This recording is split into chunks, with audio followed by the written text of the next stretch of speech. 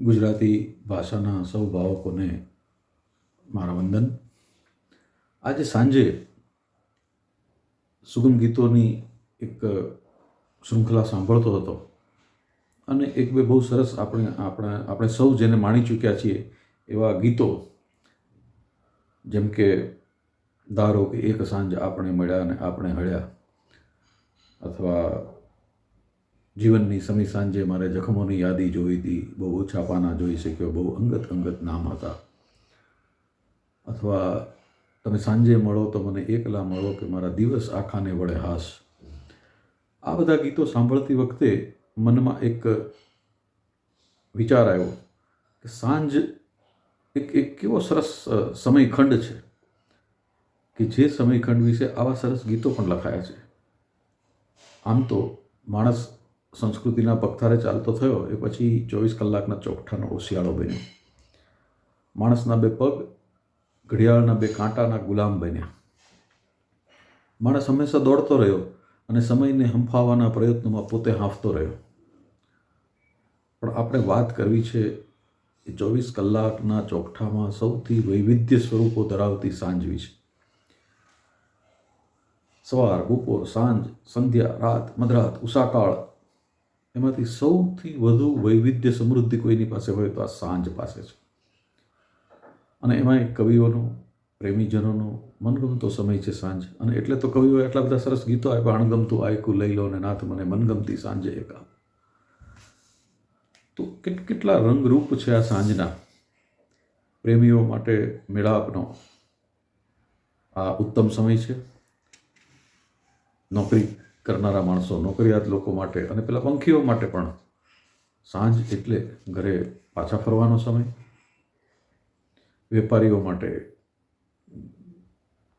ગ્રાહકીનો સમય, ગ્રાહકોના આવવાનો સમય.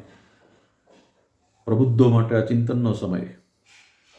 બાળકો માટે બાળપણને 16 કલાએ ખીલવા દેવાનો સમય, રમતગમતનો સમય. અને કદાચ શ્રદ્ધાંજલિ માટે પણ આ સમય શ્રેષ્ઠ ગણાય. સામાન્ય રીતે આપણે ત્યાં પ્રાર્થના સભાઓ સાંજે રખાતી હોય છે.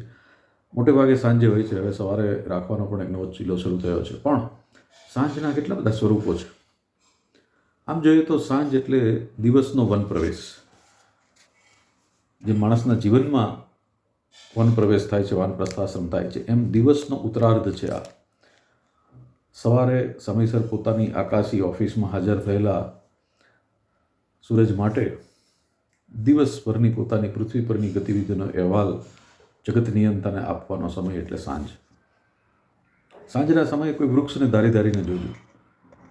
પોતાના અનેક હાથ પ્રસારીને, પોતાના અનેક બાહુઓ પ્રસારીને, પૂરા વડીલ ભાવથી પંખીઓને આવકારવા ઉત્સુક થયેલું વૃક્ષ દેખાશે.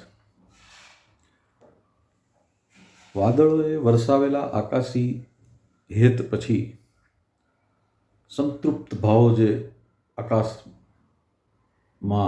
પ્રતિબિંબિત થાય છે, જેને આપણે મેઘધનુષ કહીએ છીએ, એ પ્રગટવાનો સમય પણ સાંજનો છે. સાંજ સોહામણી લાગે કે ગમગીન, ઉદાસ લાગે કે રંગીન, તેનો પૂરો આધાર આખો દિવસ કેવી રીતે વીત્યો છે એના પર છે. કદાચ નયનરમ્ય સંધ્યા પણ સાંજે પશ્ચિમ આકાશે ત્યારે જ પ્રગટતી છે જ્યારે સૂર્યનો આખો દિવસ સુખાનુભૂતિમાં વીત્યો હોય, સુખનવર રીતે વીત્યો હોય.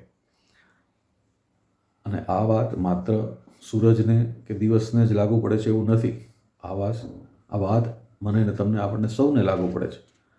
આખો દિવસ પ્રસન્નતાપૂર્વક જીવવાના સફળ પ્રયત્નો જ સાંજને માણવા લાયક બનાવશે.